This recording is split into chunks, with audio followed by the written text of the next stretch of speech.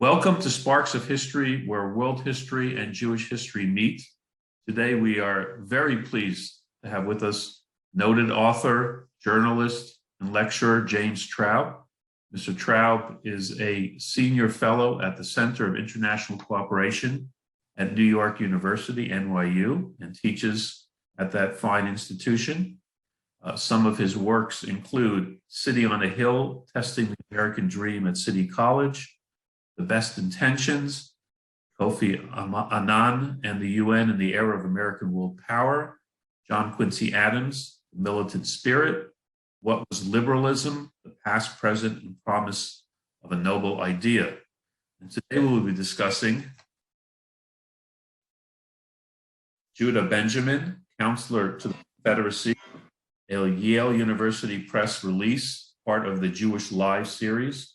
This is a fascinating account of the life and times of Judah Benjamin.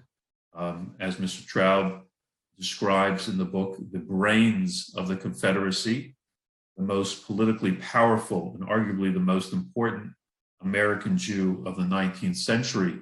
I simply went on to Amazon, purchased it, got it delivered within a few days, and it's a thin book, but it's a fascinating, easy read, and I was really left with the impression that I kind of got to know who Judah Benjamin was and what he was all about from the book. So I urge all of our viewers and listeners to go online and simply purchase it. Starting off, Mr. Traub, just a little bit about your background and how you became interested in Judah Benjamin. Well, Ari, I wish I had a better a kind of birth story than I do on that subject. I mean, my background, as you can tell from the list of books you've recited, is very various.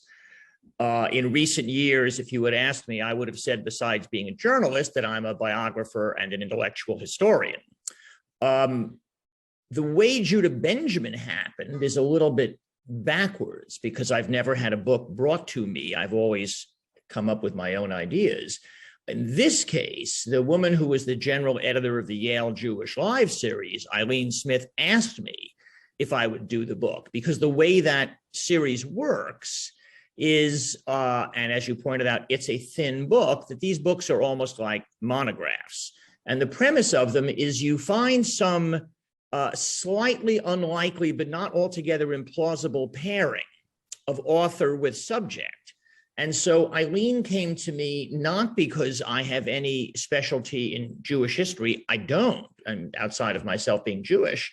It's because I had written a book about a 19th century figure, John Quincy Adams, and I know Eileen, and she thought I would be interested in doing this. And so I actually then went and read the very good full-length biography of Judah Benjamin by Eli Evans, which was written in the 1990s.